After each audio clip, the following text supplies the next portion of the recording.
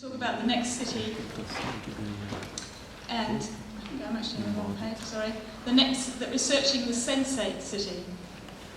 So clearly we are the biggest and most sensitive sensor in the city, and that's really been brought home to me this week because this is my first time in Sao Paulo, and it's also my first time in Rio, so all my senses are electrified at the moment, and a lot of things are happening.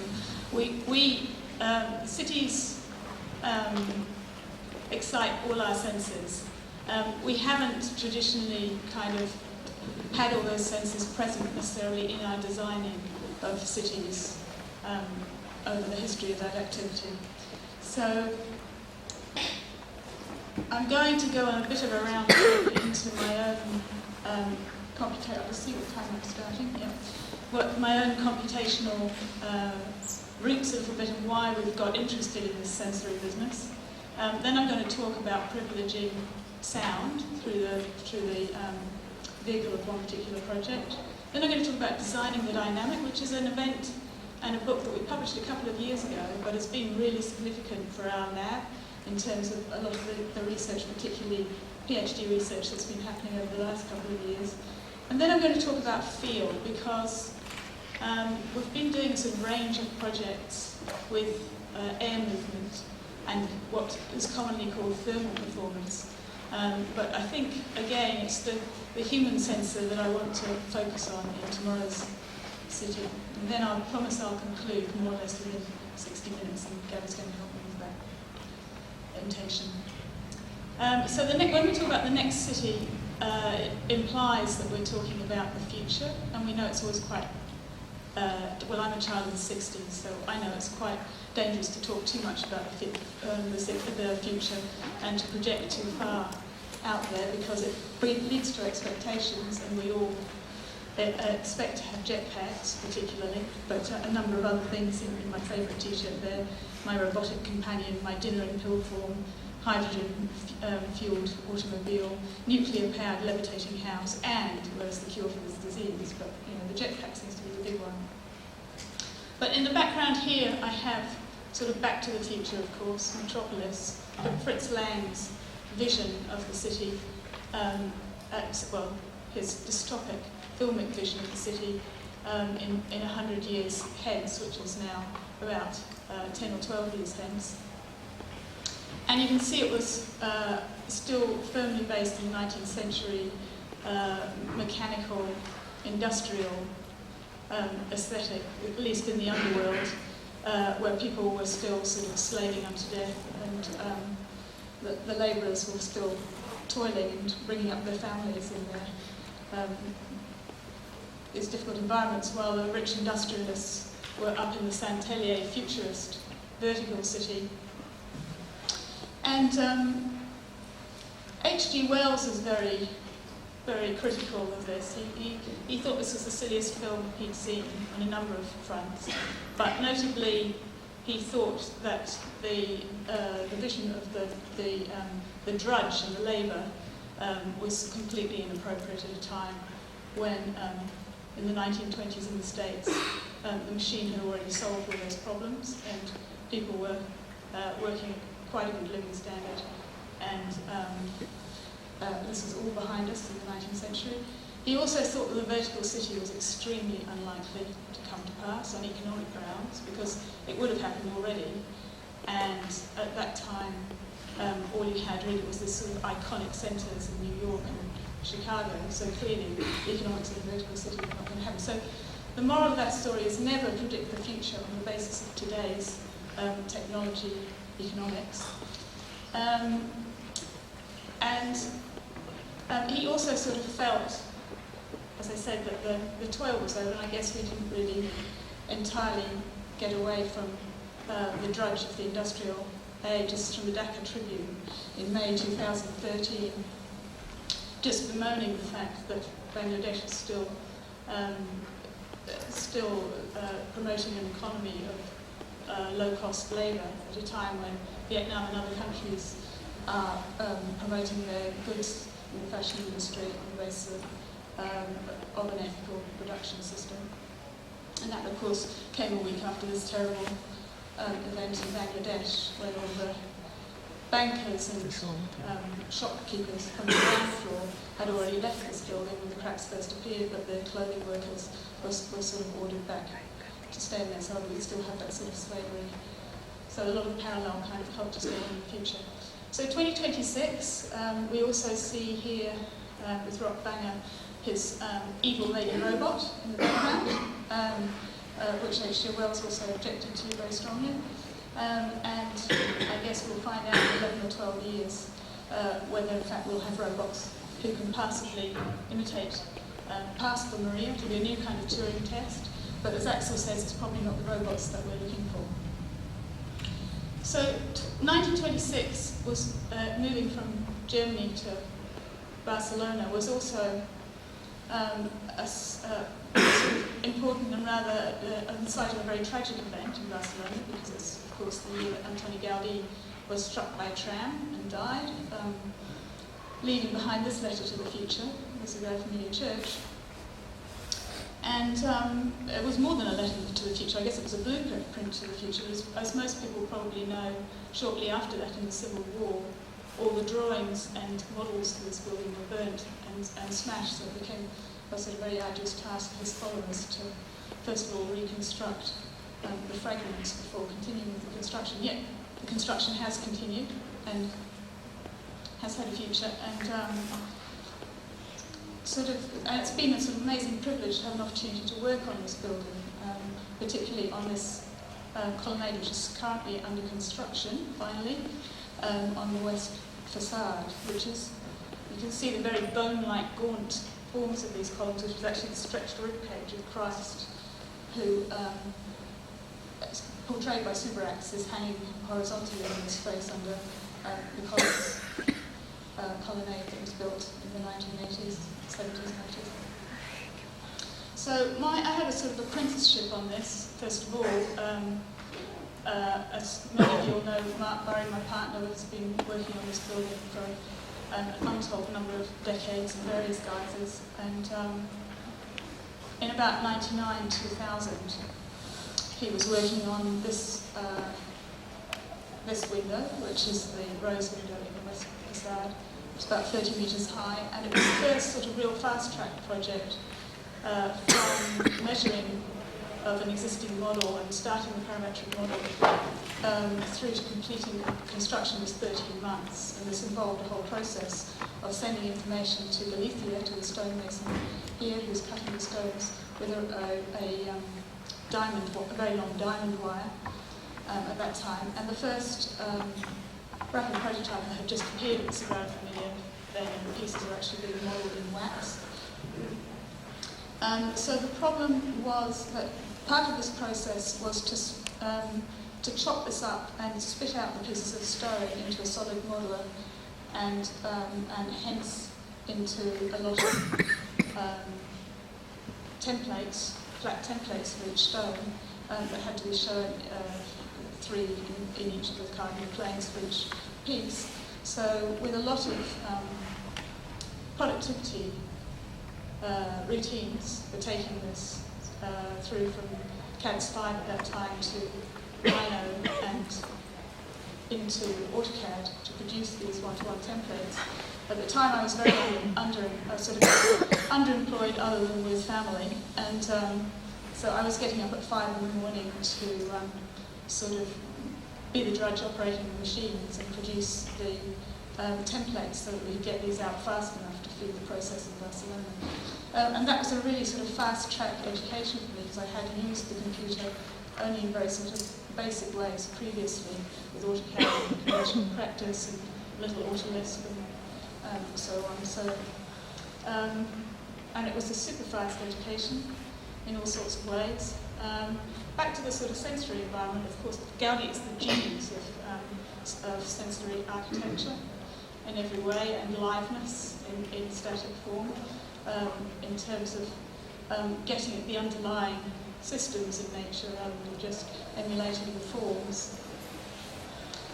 So it was a very sort of formal education as well, becoming more involved in this building, on which I sort of observed the sidelines up to then. So on the next project, on the colonnade, I actually rose to project architect for the project Bassica for this colonnade. The site for which had already been built, as I say, in the 1970s. There was no original Gaudi model for this part of the church. There was, however, a plaster model that had been built during the 1980s over a long period, which we couldn't completely discard because of the investment of time and commitment into it. But so this we digitised, and I painstakingly at that stage put little pieces back together and made a digital model of that one as a starting point. That was the 1980s model, but somehow in the process it had become a very baroque edifice. A lot of strange services had been introduced on the columns. They kind of lost their elemental qualities of the one photograph of the drawing we had.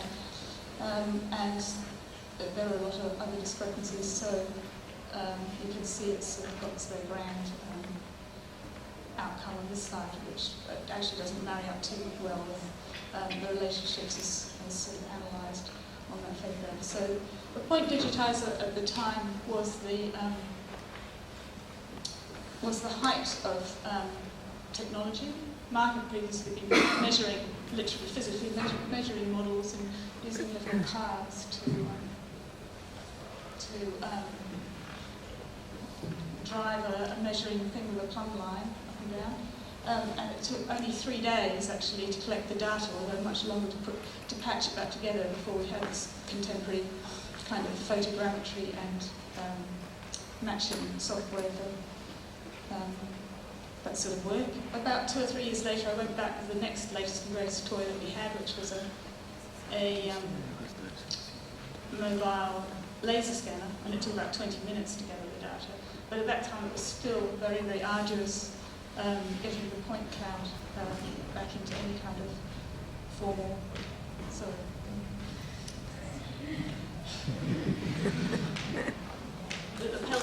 The bell mic's given up at this point.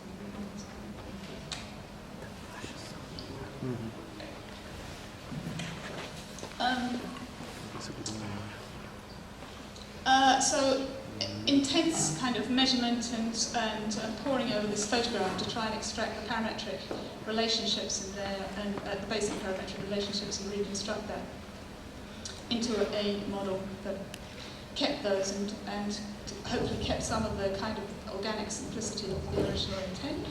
Mark was very keen that the columns themselves would be very simple combinations of the W-ruled surfaces used everywhere else in the church, the hyperboloid of revolution and the hyperbolic paraboloid, and that was done through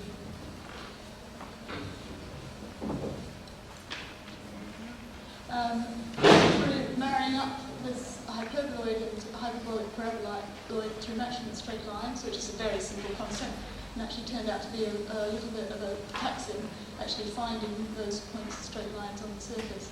Initially, we worked with a programmer in New Zealand, Peter Wood, who figured that out using the algebra for the two surfaces and wrote a little comm function, which I could then call through a reaction inside the CAAD model that I was building of the whole colonnade.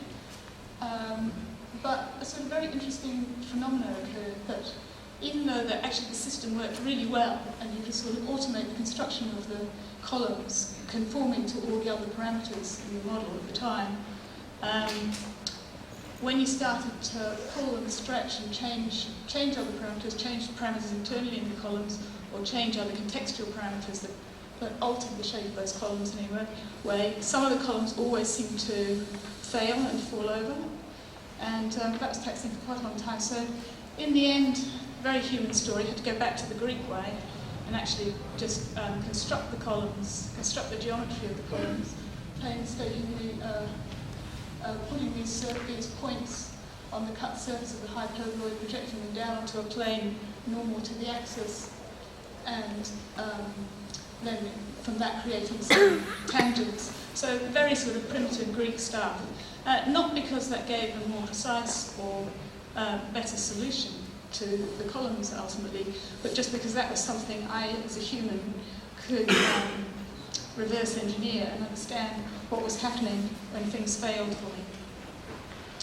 So then when you got the lines on the hyperboloid, you could fit these branches and sort of roots of these tree-like, bone-like structures. And Axel would like this one, because it's a kind of bilateral constraint situation where one column kisses and kind of directs the other this column, tells this column what to do. So that was actually a very challenging problem in a very hierarchical parametric design environment like CAAD, but one that we solved. But nevertheless, in the process of solving that, it made me think, gosh, this flexible model, modeling this parametric stuff ain't up to what it's allegedly supposed to be able to do. So it sort of led to a project that we did subsequently called Challenging the Inflexibility of a Flexible Model. There were a few more minds with you on that one. I think that's as good as that. Anyway, yeah, so got the solution, figured out the solution. It was ever so simple what was going on with the columns. It's all binomial functions with squares in them. So everything has two solutions. And only the most likely solution had been taken in the original function, for the com function. But every now and then, as you move the geometry, there would be something like a catastrophe, where suddenly it would move to the other solution, and only one solution for those points on the surface would ever actually cut straight lines through the surface that you wanted to find to intersect those geometries. So that got me thinking as well. And I thought, gosh, as architects, we're these intensely visual people who work with very concrete, plastic arts. And what have we got ourselves into with this computation art? Because we're now in these spaces of untold dimensions. I started thinking, how many dimensions does this normal space actually have? And soon lost count at about 3,000. And thought, this is obviously something you can't really deal with the whole space. You can't visualize the whole space in the model, and you can't really deal with it in a top-down any kind of top-down understanding way. So that made me very curious about mathematicians, because I thought, well, those guys have been dealing with space like this for untold eons. How do they do it? Can they visualize it? Back to our column story, of course, that allowed one-to-one prototypes to be constructed from styrofoam, very expensively in France. And they went up on the site for quite a long time, a very long time actually. This whole project got a very extended time period through the fact that it coincided with the time when there was an accelerating push to complete the inside of the church, ultimately for the Pope to arrive in 2010. So every time there was talk of this part of the colonnade being constructed, things would go quiet again as the workforce was taken off onto the inside of the church. So that gave us a lot of time to sort of move these hexagonal prisms back and forth and look at the shadow effects and look at the columns in various positions from distant points. And you know, everything is a sort of iteration between virtual and physical all the time. Sorry, keep trying to remember to use this wonderful piece of digital equipment I've got in my hand. I was just, those hexagons, curiously, are columnar basalt, and I was just very tickled because I was in Oregon about 2 weeks ago and saw it in the wild for the first time. I've actually seen it lying around in Catalonia before, but this is very exciting. Consequently, the parametric model had an incredibly long life, and it was used to the full, and just about everything that could be changed many, many times was changed many times. It's a very prominent part of the church, and it was very contentious that it should be beyond criticism in reaching the point where it emulated the original photograph. So columns lent in more or less many, many times. And each time there would be a cycle through the physical model for discussion purposes. And it also then had a life in generating the actual individual stone pieces that would be mutually supporting and which could be cut within the dimensions, within the angles of a 7-axis robot system. That also sort of included, back there, designing these pieces to be sawn out of the quarry in France. Actually, the whole thing was made of granite, including the basalt prisms, which is kind of an interesting paradox. And then the discussion at that point was through an iterative series of 1 to 10 plaster models with Babin at Granit Babin, his 3rd generation stonemason and now robotic genius. Really, he's been added a couple of extra axes to his robot about 15 years ago, I think. But what is interesting again is when you go into this robot space, that suddenly that whole rationale that we had for making trays and building templates, so that you could mark points on the edge of templates that met points on other edges of templates and create these doubly ruled surfaces by actually cutting the ruling lines. The robot ignores all that and has its own. It does cut in straight lines, but and in a very rational way, but has very little to do with the geometry. It's pure numeric computational space now. And then locating on site. So a lot of research projects have come out of this. I'm just going to talk about this one because I want to talk about this sensate city. And so I just wanted to talk about the sound, because what actually happened was, of course, and many of you may have been there more recently, the interior of the church was completed in 2010, and the Pope arrived duly and gave a 4-hour Mass and inaugurated the church. And at that time, the space for the first time, instead of being full of scaffolding, was full of musicians. And the musicians reported that, indeed, this is a very resonant space. It's huge. It has a huge reverberation time. But curiously, it's incredibly diffuse for sound, which means basically there's no hot spots and cold spots. There's nowhere where it's super loud or super quiet. And there is actually a possibility of having a choir right around the upper choir of the church. And you could really you could organise your singers anywhere and get a sort of more or less equivalent result within the space of the church.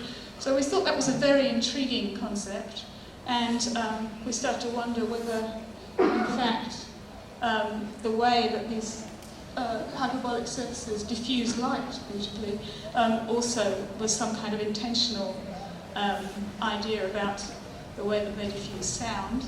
And we looked in the literature and we found nothing much on hyperbolic surfaces and sound diffusion. So we thought that would be a great research project, and we teamed up with Burry Peters, who was doing his PhD at CAAD in Copenhagen on acoustic architecture, to put a proposal for a smart geometry cluster. And people may all know smart geometry already, but smart geometry is slightly different from a classic academic conference in that the research actually happens in the event, or currently under the current model. A number of clusters are formed from researchers and go for 4 days to focus on about 10 research projects in the course of the event. So we were successful and competing and putting up our proposal to look at hyperbolic surfaces and sound scattering. And we tried to emulate the process of the Sagrada Familia, which turned out to be way harder than it looked. It's funny how, when you get into physical materials, sort of retaining the same level of control can be quite tricky. But lots of soap, we got this working and made a series of hyperbolic bricks and made a cylindrical wall of hyperboloids and a cylindrical wall without hyperboloids. And when you stood in front of the one without hyperboloids and spoke quietly, it shouted back at you, not surprisingly because of the shape. And when you stood in front of the one that's covered in hyperboloids, it didn't even whisper back to you, it didn't really say anything back to you at all. And then, of course, you can use equipment to measure that effect. more effectively. And at the same time, you can see the discs down here.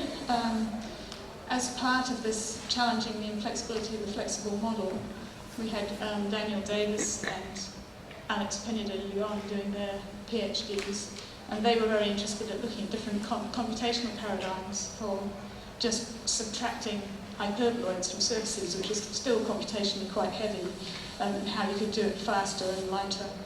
So they had a group of people working away at modelling different patterns with hyperboloids and creating these discs, because it turns out that sound actually scales very nicely, and these are 1 to 10 samples of different wall surfaces that we were then able to test in a diffusion chamber, thanks to Burry and Tobias Ollison at the Technical University in Copenhagen, which basically means you bounce sound at the surface. You sort of rotate it in that chamber, bounce sound at various frequencies at it from various angles, and collect the results in a microphone. And gratifyingly, that gave quite different results for different surfaces when you map the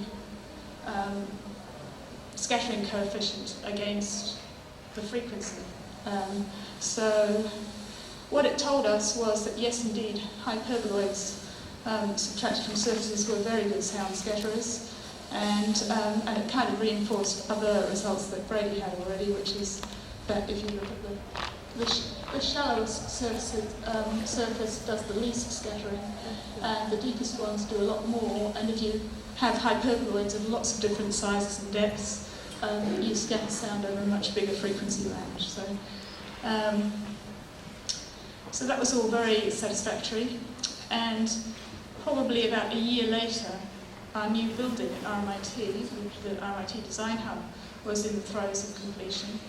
And it's a very pristine, modernist, rather beautiful edifice, completely open plan space. And so RMIT Property Services were scratching their heads about how exactly people were going to have private meetings within the space, and whether they would have to purchase proprietary arrangements like this orange box area room, which requires its own air conditioning and lighting. And Mark was fortunate at a meeting where he had an opportunity to say, instead of investing in that kind of thing, you could actually invest in our research in SILE, because he happened to be on the committee that was planning the commissioning of the building. And in an uncharacteristically progressive way, they said, yes, that would be a great idea, we'd love to do that. So we said, actually, we could make one that wouldn't have a ceiling, and it wouldn't have a door, and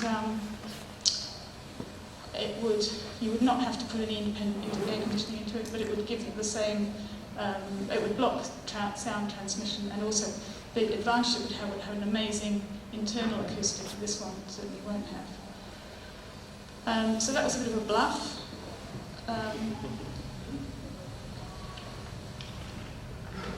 But we did at least we're at least confident in the knowledge that hyperboloids are very good at sound scattering.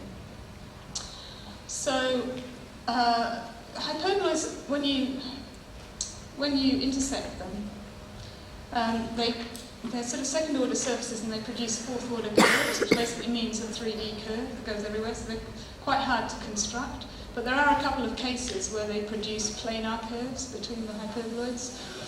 One of those is when you put them on a plane, and the other one is when you arrange them on a sphere, and they have a common, their central axes have a common intersection point. So we've decided, so by that stage we had Nick Williams also working in our group, who had been working at design to production and was very interested in digital translations to physical buildings and maintaining kind of millimetre Swiss precision in the process.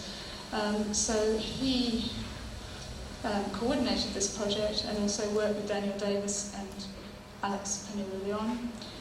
We looked at different configurations of spheres, first of all, and then how you might arrange a regular parametric, as it were, cell across those spheres, according to any arrangement really, but using a Voronoi that might be driven by many things.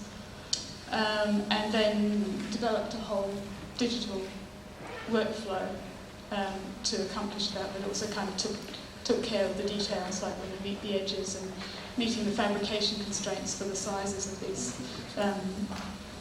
unique customized cells.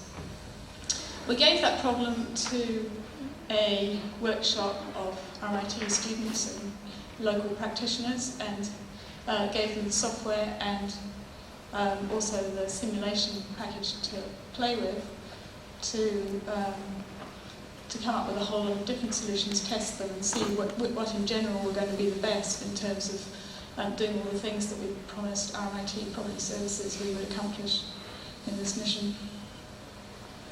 So there were sort of several rounds of acoustic testing that tested the spherical overall form with a simple simulation in Pachyderm, which is a plugin that works with Grasshopper Rhino, and then distributing the surface pattern and looking at surface scattering in MATLAB, and the final design, combined design geometry, and looking at that with simulation in Odeon. Even with Odeon, which is the only one, well, MATLAB costs something, but with the lab license is the only one that sort of costs a lot, and normally you have to send it off to an expert to deal with.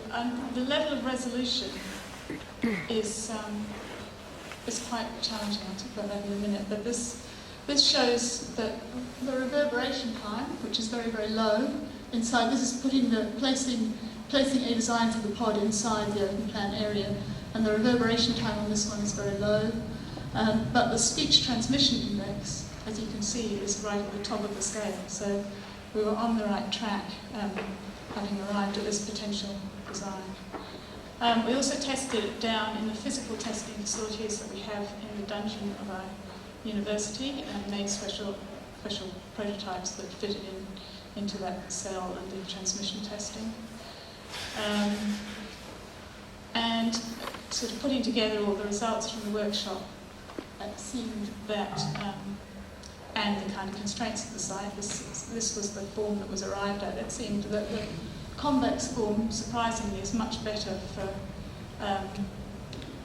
for blocking the sound going over the top of this open structure than the opposite, which is slightly counterintuitive. And then it was then followed an intense kind of fabrication exercise, looking at the materiality in sound. So a combination of reflective and absorbent materials, which were sort of used to tune the surfaces to perform in the way that so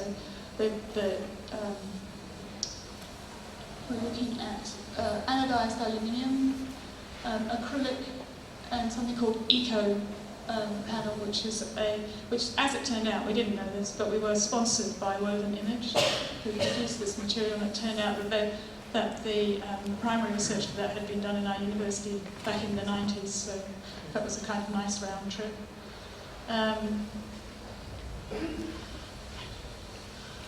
Fabrication. So now we have this room, and we've actually had it for 2 years now, and it's been used all the time for meetings. And what it means is that we can actually really see how it behaves. And we've teamed up with a new professor of acoustics who's been doing a lot of measurements, and also with a media anthropologist who's been looking at the ethnographics of how people use this space. And what she tells us is quite interesting. She says everybody really loves it, but they are not convinced it's the best meeting room. They would like to have it for their bedroom, because it's so quiet and cosy, and various comments like that. So we will take that into consideration, because we've now got a brief to produce 3 more around the university. But what I've found really interesting, and this is sort of back to the human sensor, is when you walk into this space, from the surrounding space, the acoustic is completely different. It's very, it is very calm. Your voice carries incredibly, so you instinctively lower your voice. It's just a meeting room for 8 people, so it's not a big space. But it's very, very clear, but it's not clear in that kind of bright way in a restaurant where you're drowned out by the echoes. It's just clear in a very nice, sort of quiet, clean way. And I think it is quite conducive, which is what we hoped, to, at least acoustically, to being a meeting space, because it's neither bright nor is it dead. But what was sort of interesting in the simulation process was that you still have so little resolution, really. So it wasn't really possible in the acoustic simulation to even model the hyperboloid surfaces. These were all just flat polygons, and it wasn't possible to model individual cells with individual materials. You had to sort of treat the combination of materials as a material texture with a given reflectivity. So there was a lot of human instinct involved in putting a bigger concentration of absorbent panels, for instance, around the top, where we were using a lot of sound around the doorway, and looking at the distribution of those. So we were relying a lot on Brady, who'd already done a number of prototyping projects in this sphere, to use this kind of human intuition on this one. So yeah, logic and intuition in architectural modelling. This was the title of my thesis, which I wrote sort of over a kind of, or part of the period of working on the Sagrada Familia modelling. And it was this sort of idea that really we should tap into the brains of mathematicians, because they had been working in these rather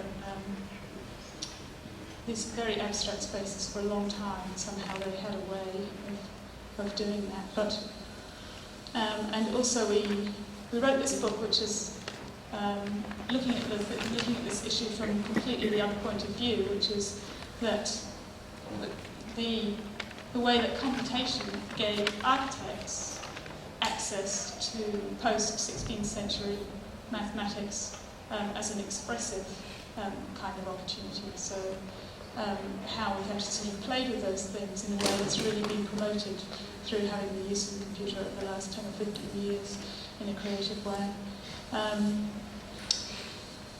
And all of this just made me feel, wow, we should really be working more with mathematicians. We've got this far and it's just the beginning, and we need to do more.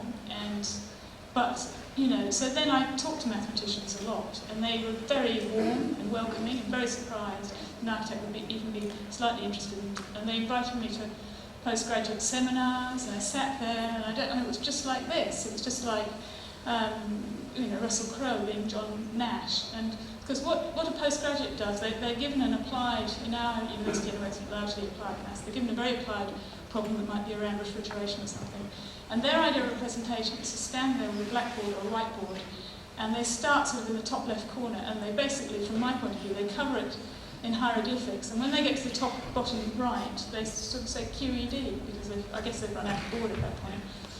And I was just completely lost. And then I tried to give a presentation and explain to some mathematics students why they should come and participate with our architecture and design students in an elective that we were running, and they looked just as blank as I did. I thought, well, but we really do have a challenge in terms of communication here.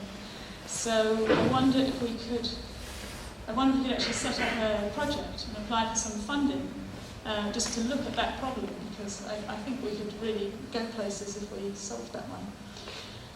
And as you know, if you ever want to apply for funding for anything, the first thing you have to think about is doing at least a prototype project for the thing that you want to apply funding for. So I thought, well, how would we actually research something as sort of fuzzy as this? I guess what we'd do, we want to come at it from a design point of view, so we'd set up a series of design workshops.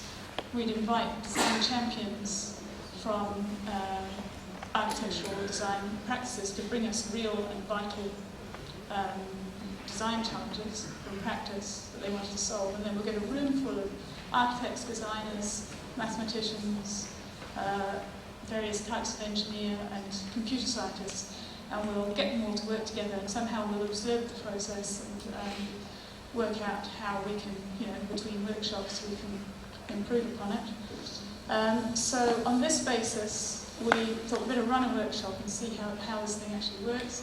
So we set up designing the dynamic. Well, no, I'm going to talk about design. It wasn't called designing the dynamic. It was just a workshop, and we invited Hugh Whitehead, founding director of Foster's Specialist Modelling Group, to come and be our champion and bring a problem from practice. And said, right, Hugh, it's up to you. What would you like to do that you've never always wanted to do, never dared do, or would like to do in a workshop? And he said, I think that I would like to do a workshop on sailing, which was, I said, oh, okay, that's sort of challenging, architectural computing, sailing. But actually, of course, it was brilliant because what we realised very quickly, as Hugh spoke about this, was that it would take everybody out of their comfort zone and into a very abstract and very dynamic space. Everything is dynamic in sailing. I should get Axel to talk about this because I know nothing about sailing. I was one of the landlubbers watching all the others in the boats. But you've got the lift, the drag, you've got the wind, the currents, the tide, the subtleties of a shape-changing form like a sail, the fact that you can actually redesign your boat on the fly as a sail trimmer, all the subtleties of designing, of boat design, and those sort of tiny incremental changes of shape in response to fluid dynamics. So many aspects, a really difficult problem for designers to break down and deal with in any meaningful way. And so we ran with that one. And I think I have to go here, it's not going to play. So I'll just get Hugh to say a few words on the topic. Much better ways of measuring performance, and at the moment what's holding us back is that all those measurements take too long, and that's where technology is really going to help. And already we're starting to equip all our buildings with different types of sensors, and so as the performance feedback improves, so will our design strategy, because we'll tend to think more and more in dynamic terms, where we expect to have dynamic performance feedback, so then we can think in terms of dynamic strategies where we start to get the response time down, and that means that we get more in tune with all the natural cycles that are going on. I'm very keen to see this kind of bonding experience of very different skill sets coming from different backgrounds and seeing what that adds up to. We don't have any preconceptions, we're just getting together as a group.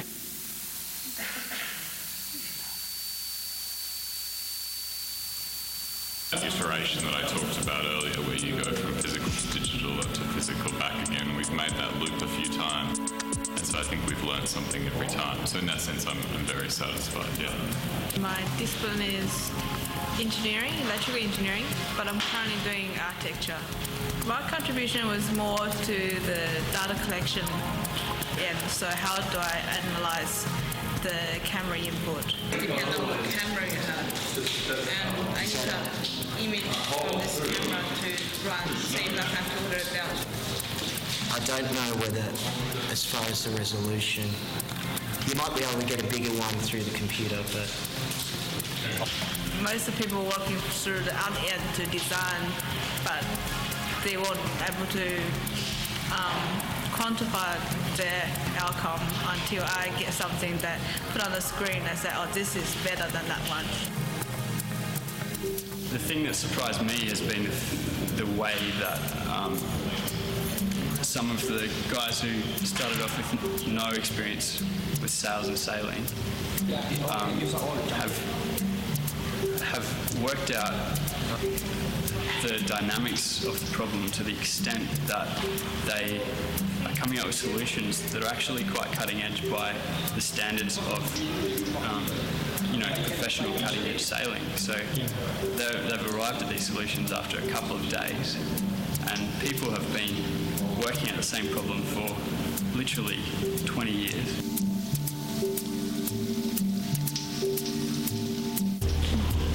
It just shows that with a fresh kind of perspective on something, without the baggage of all your past experience, you can actually filter out some of the variables that might not be significant to the problem.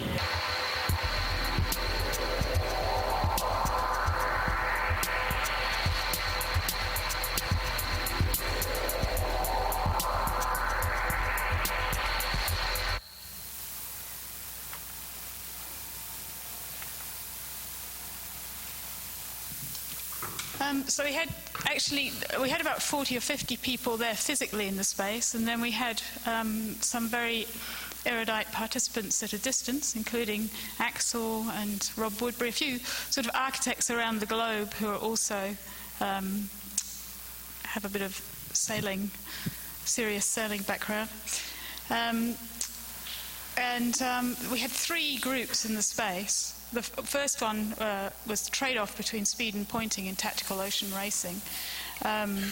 So we hired the local swimming pool and took some RC boats out and played with them.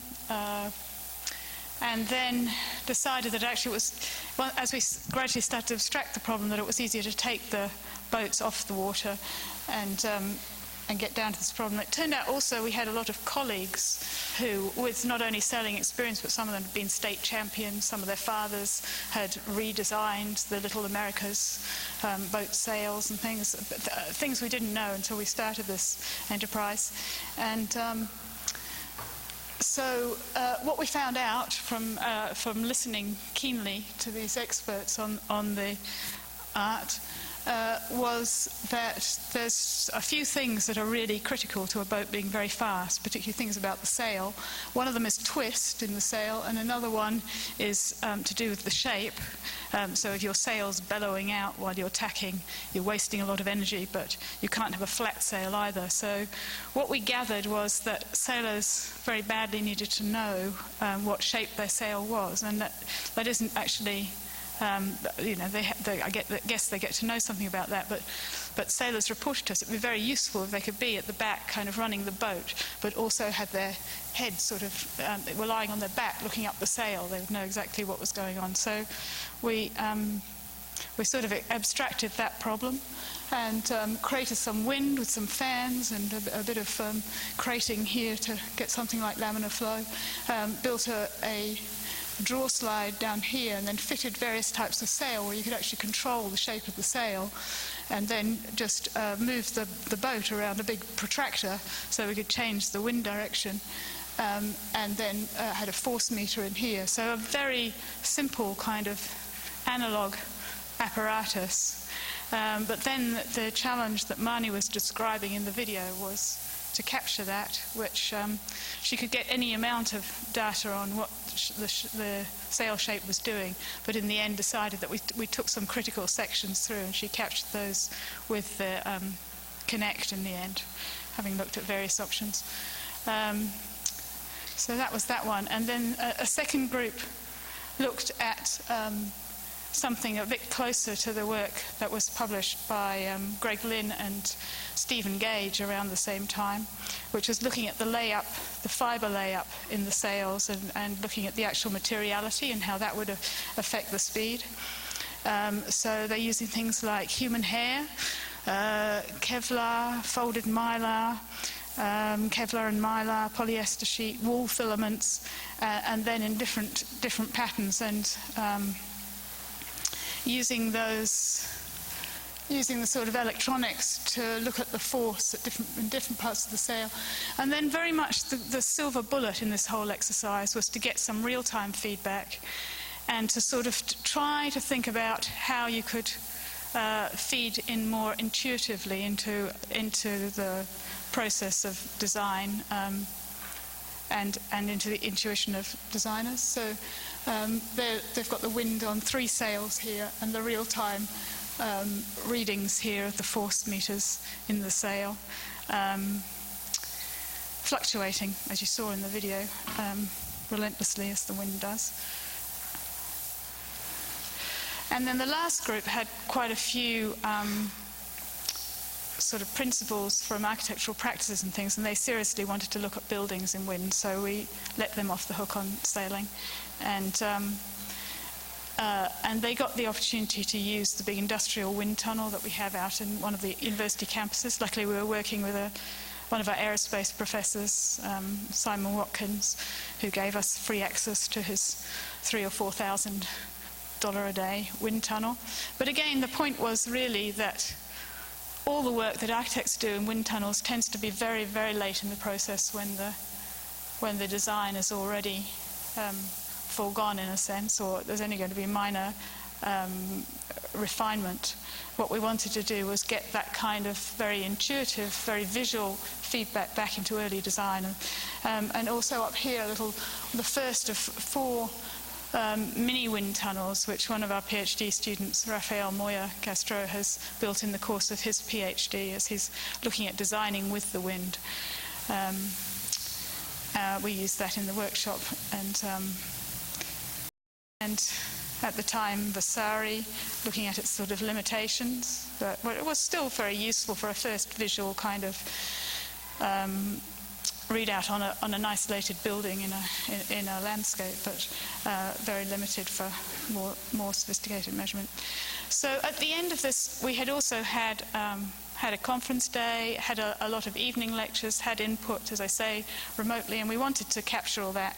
So we produced this book, Designing the Dynamic, in Melbourne Books, and because I'm just the editor, and it has a lot of really rather amazing pieces, to my mind, gathered from very diverse sources, I can commend that book to you. This is the work of Malte Wagenfeld, who's an industrial designer who was looking at the problem of designing the ideal fan. He wanted to create the chaotic breeze of a natural, the chaotic kind of flow of a natural external breeze. And then as he started to investigate what the still air in an internal room is doing, through using a fog machine and then 3 laser planes through it, and discovered it was something like this. He became so intrigued by the medium that we live in. And I have to say, seeing his videos has been really quite life-changing. I mean, in architecture, we always talk about space as though it was something empty. And then you start to realize that actually, if it were, you'd feel nothing, but everything you feel is to do with the fact that you are in this incredibly busy, fluid medium. So he's written a piece in the book, and he helped us a lot with setting up some of the experiments in the workshop. He's done a series of exhibitions looking at different techniques for visualizing air. Axel has wrote a piece on, I forget what it's called, open class outright speed. Outright is the word I'm looking for. Outright speed. So looking at the incremental design changes that outright speed racing brings about in catamarans and trimarans, but also the potential paradigm shifts that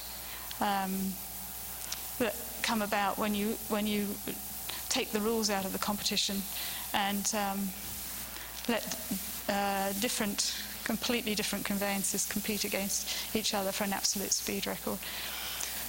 We also had Tim Daddo there, who's a champion sailor, and led the team to design the Macquarie speed sail boat, which is one of these craft that Axel also sort of introduced in his piece, that competes over 500 meters of very still, shallow water. So it's an incredibly optimized craft for one purpose. that would probably presumably break up if it went out into the open ocean in a short period or something. And the kind of resolution on the instruments and what they're looking at, because this is very much the sort of Formula One of sail racing, where they're looking at tiny changes and tiny increments. And Tim Flutter, who was speaking on the video at the end of the video, who has designed a series of planing moths, which are these boats that fly on a tiny foil on the end of those. So I don't know if you're familiar. Was not even familiar that such things existed, but there's a tiny foil on the end of this stick here, when the boat gets up to speed. So he's done this in his mother's garage, sort of initially pulling them apart, and he's written a sort of very considered piece on the whole issue of design iteration and ways that he's approached that. We've also got pieces on combining wind and evolutionary structure, just on structural dynamics. And people have written about practice dynamics and how to deal with very large dynamic data sets and visualize those. So it's worth having a look at the book. So I said I would finish off by talking about feel. This is Daniel Prohaski, who's one of our... So after designing the dynamic, we duly put in the application to get some funding to research this matter of how you might work with more mathematically minded people. And we did get a small amount of funding to integrate architectural, mathematical and computing knowledge to capture the dynamics of air. So Daniel is one of the PhD students who's been working since 2013 on this project. And this is one of his very early projects. He's actually in the Casa Bayo, which is Gaudi's ode to environmental design. I guess people would know that building. I did look for beautiful photographs. I thought I could, if I didn't have any, I could steal some off the web. But actually, there are no photographs really that convey the beauty of the interior of that building. But it has, it's hugely refined kind of space. So it's a very appropriate space to do a little test on what's going on with people's metabolisms and the thermal environment. And what you see here is that he's put his first version of his sensor kit onto a group of people and got them to walk around the building. And then, I don't know if you can read any of those, but he's looking at, in terms of the people, he's looking at air temperature, relative humidity, perspiration rate, skin temperature and heart rate, and comparing those to mean radiant temperature, air temperature, wind speed, relative humidity, light intensity, barometric pressure, and sound intensity. So even sudden sounds that would change your metabolic rate or might have some impact on what's happening to the people. And then he's mapped that all around. He's got them to walk around the building and track where they were, and he's sort of mapped what's happening in all those readings. So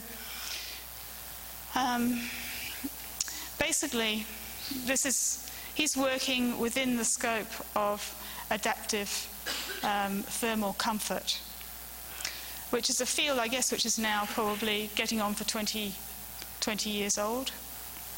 This idea that we do not need to be kept at a uniform modernist 21 degrees and 38 degrees relative humidity, that actually we're more subtle than that. And when it's very hot outside, we can be a little warmer inside. And Richard Dedeer did a study that took thousands of readings, I think across 160 buildings in different climate zones around the world, which has been the basis for encouragingly changing the ASHRAE standard. So adaptive comfort is something that's now sort of, the idea is there within the standards. But the little gap that Daniel's discovered, and he is actually He's a polymath. He's a structural engineer who's also studied architecture and aerospace engineering. So he has to find, what I'm going to say is that he's going to submit his thesis ultimately in engineering, so he does have to find quite a little gap. But it's a little but very significant gap, I think, is that we don't know what we feel. We know what we see, because we see the light frequencies that are very predominant in the light that arrives from the sun on Earth. It's somewhere between 400 and 800 terahertz, and it's the spectrum, colour spectrum as we know it. So we know what we see, and we know what we hear. We know that we hear roughly between 20 and 20,000 hertz, but we don't actually know what we feel. And what we feel is change. And that change has frequencies, and when you look at a sort of map of the frequencies in the air movement, and that's how we sort of also regulate temperature to an extent, it just looks like white noise. So he's now trying to do some experiments that will, that's his aim, is to see if he can find out more about what the thresholds under different circumstances are for what people can actually feel. So it's sort of fundamental research that feeds back into that whole idea. This is his sort of slightly upgraded sensor kit now, where he's 3D printed the armbands, and I think he's moved on again a couple of times since then. I won't go into any detail about when he dresses up, joins a team, dresses up in a new firefighter's suit, takes his sensors inside with him, and then allows himself to be heated up to 400 degrees, because it's very traumatic when you find out what your researchers have been up to in that respect. But, so taking it back to the city, I'm not going to attempt to predict where we'll be exactly in 2115. But my sense is that we have got this amazing capacity, increasing capacity, to really engage in the design process with phenomena at a much more fine-grained level. We haven't really got the electronic sensing that can move to the kind of level of our own experience in terms of sensing the environment. But there are sort of encouraging signs that we're moving out of a very sort of top-down monolith approach to our environment, and we're actually going back, maybe because we have the tools to do it, to a much more human-centric view of the city. So I think we will move to more being able to design more customized environments. I don't know exactly what that means, whether it means we will actually see the end of the deep plan and an entirely artificially kind of controlled environments. We've just moved into a building which has 6 stars for energy, but we can't open any of the windows or control anything about our immediate environment. But I feel that at least we have the tools in the lab now to start exploring those pathways, and I'm hoping that's going to bring some real gains in the next few decades. Thank you.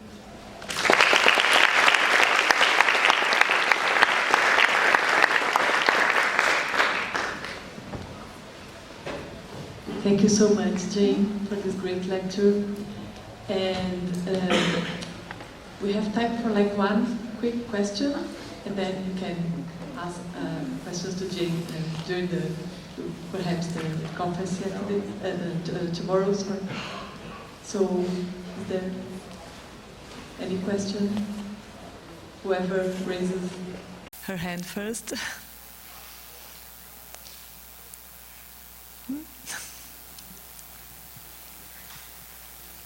Yes, one there. Everybody is shy tonight.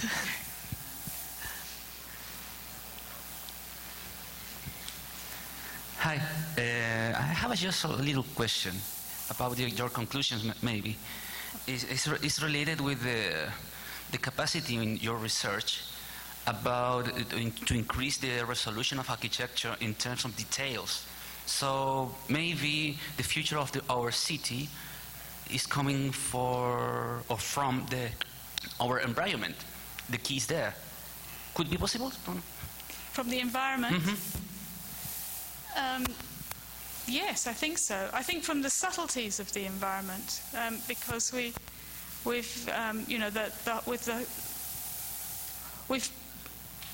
been very focused on control in terms of the environment. Maybe we move away. Now we have this sort of opportunity for much more subtle feedback systems that will move to engage more with the subtlety, with some of the things that we